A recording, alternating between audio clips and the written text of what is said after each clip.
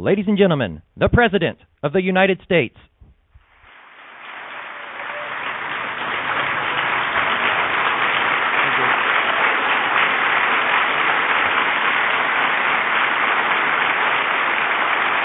Thank you. Thank you. Please be seated. Thank you. Thank you.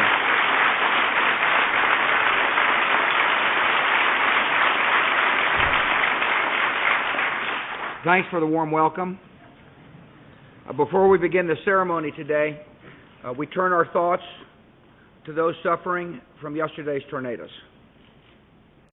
It's a bad storm that affected a lot of people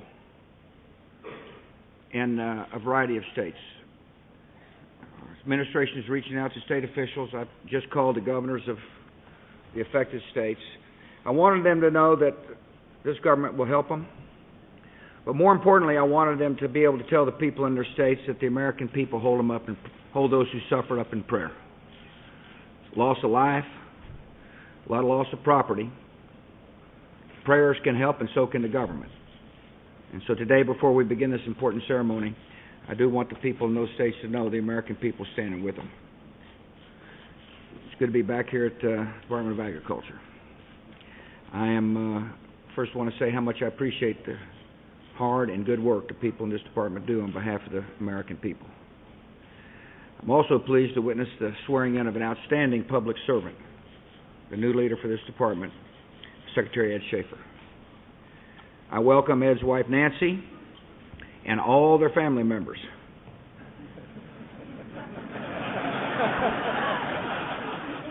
I got 4 children, 8 grandchildren, which means he's got valuable experience when it comes to the food supply. I know Ed's family is proud of him, as am I, and I congratulate him on taking his place as America's 29th Secretary of Agriculture. I appreciate the members of my cabinet who've joined us. Thanks for coming. I very much appreciate the members of the Senate and the House who are here, and I know the Secretary does as well. Senator Harkin, Senator Chambliss. These men happen to be the ranking member, the chairman and ranking member of the Agricultural Committee in the Senate. I appreciate Colin Peterson, chairman of the House Agricultural Committee, and I want to thank the other members here as well. I appreciate very much the fact that John Block, former Secretary of Agriculture, has taken time to join us. Secretary, thanks for coming. Roots of this department stretch back to the presidency of Abraham Lincoln. 1862, President Lincoln established the first federal agency devoted to agriculture, and he called it the People's Department. Nearly a century and a half later, the USDA can still be called the People's Department.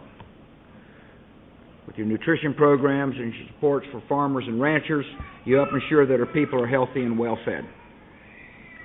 With your food safety measures, you give peace of mind to families across America.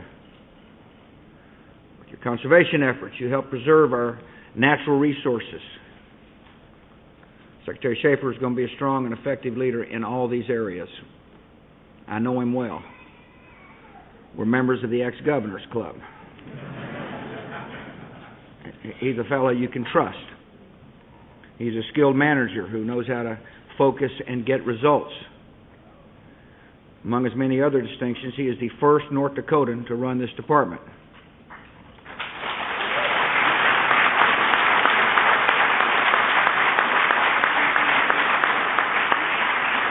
He had an interesting first night on the job. He spent it in the House chamber listening to me give the State of the Union address. I can report that he didn't go to sleep and applauded just at the right times. Our priorities for this department are clear. We will work to make our strong agricultural sector even stronger. Ed understands what I know. It makes a lot of sense to make sure that we can grow our own food. You know, it's in our national security interest that we're self-sufficient in food. Farm income, farm equity, and farm exports have reached all-time records. The best way to keep the ag economy growing is to open up new markets for America's crops and farm products around the world. So Ed's going to join with other members of my administration to work to pass free trade agreements with Colombia and Panama and South Korea. We will support a successful conclusion of the Doha round of trade talks. Ed and I are going to work tirelessly to open up foreign markets for U.S. beef. We recognize that farmers also have the potential to help our nation solve one of the greatest challenges, and that is our dependence on foreign oil. I'd much rather our farmers be growing energy than trying to buy it from other parts of the world. So we will continue to work for renewable fuels, including a new generation of ethanol and biodiesel. Finally, Ed understands the importance of a good farm bill. More than a year ago, we proposed a fiscally responsible farm bill that provides a strong safety net and makes important reforms to farm programs. Farm payments would be targeted to farmers who truly need them, especially those involved in production agriculture. Congress is considering legislation now. Seems like to us it lacks reform and spends too much money and raises taxes.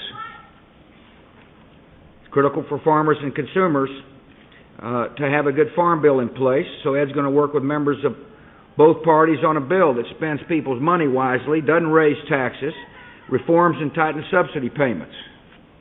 A farm bill that will benefit the entire economy. I'm confident we can come together to get a good farm bill, but if Congress sends me legislation that raises taxes or not make needed reforms, I'm going to veto it. And all the work ahead, Ed can count on a strong partner in his deputy, Chuck Connor. He's a talented public servant. He's devoted his life to agricultural issues. And he did a superb job of running this department while Ed was being confirmed. And Chuck, I want to thank you.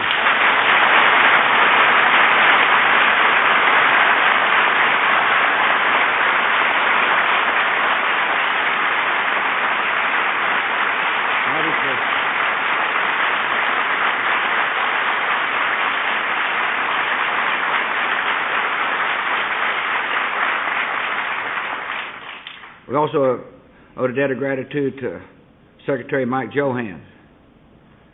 In his 3 years here at this department, Mike delivered impressive results for farmers and ranchers, from helping to expand trade, to promoting biofuels, to providing assistance after natural disasters. I know he's enjoying his time in Nebraska. I hope he'll be back soon.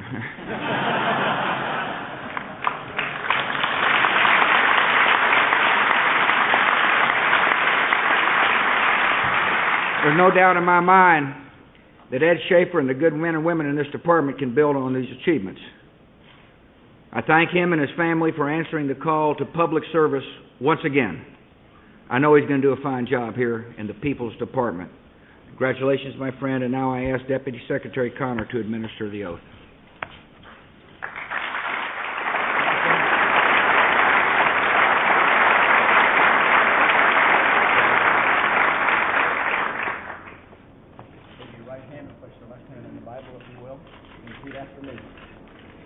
I, Edward T. Schafer, do solemnly swear. I, Edward T. Schafer, do solemnly swear.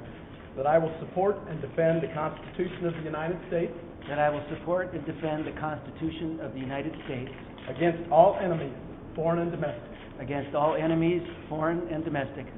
That I will bear true faith and allegiance to the same. That I will bear true faith and allegiance to the same. That I take this obligation freely. That I take this obligation freely. Without any mental reservation or purpose of evasion. Without any mental reservation or purpose of evasion. And that I will well and faithfully discharge the duties of this office. And that I will well and faithfully discharge the duties of this office. On which I am about to enter. On which I am about to enter. So help me God. So help me God. Congratulations.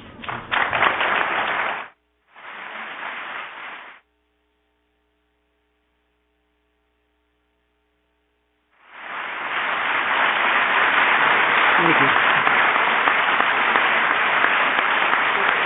Thank you. Thank you, sir. Thank you. Thank you very much. Mr. President, I had my hand on the Bible opened to Jeremiah 29:11.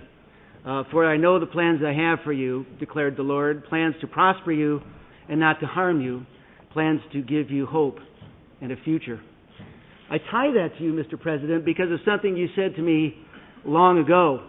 I greeted you shortly after you became president, and I greeted you with a God bless you.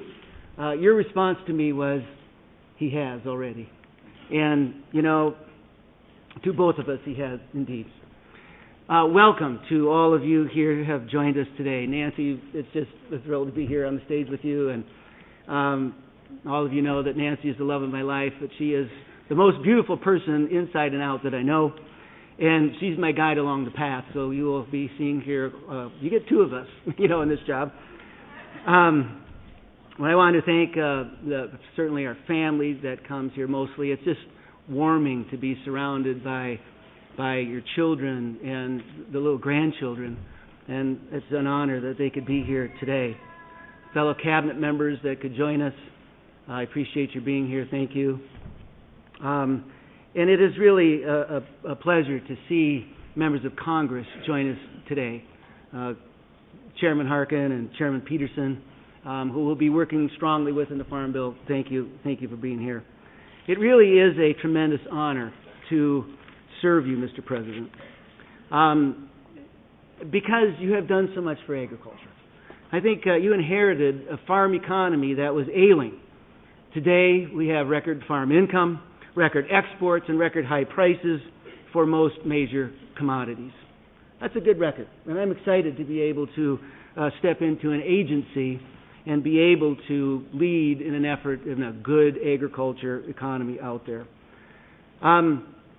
And I appreciate your comments about the Farm Bill, Mr. President, because I support your direction. I, too, have listened to farmers and ranchers and landowners about what they want in a Farm Bill, and I am looking forward to engaging in the process because I believe in the principles that were set forth for the new Farm Bill from the President of the United States. It is, as I said, exciting to be ahead of this agency at a good time. As we put together a strong finish to put the Farm Bill in place, I am confident that USDA has the resources, the people, the capabilities to implement this extremely important piece of legislation for the people of the United States. Finally, Mr. President, when you were visiting with Nancy earlier, she said, we look forward to serving you. Your response was, together we'll be serving the people. And I appreciate that because as President Lincoln commented when he put this agency together, this is the people's agency. And that's very important to me. And I have to tell you, I've been here a week. And I love this agency.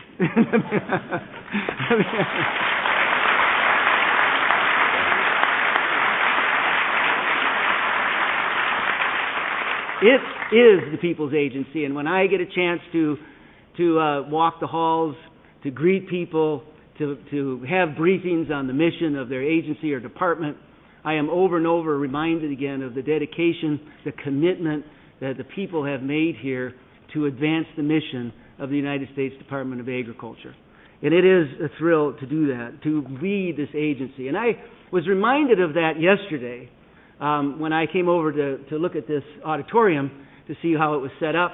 On my way out, as may happen to some of you, I got a little disoriented, and I wasn't sure. All these doors were blocked off. I figured I could shortcut across the street. I couldn't even do that. And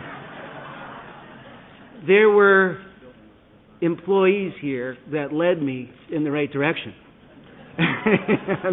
And I know that we will be surrounded by the 110,000 employees of the United States Department of Agriculture. Mr. President, we both will be surrounded in knowing that they will be moving us in the right direction.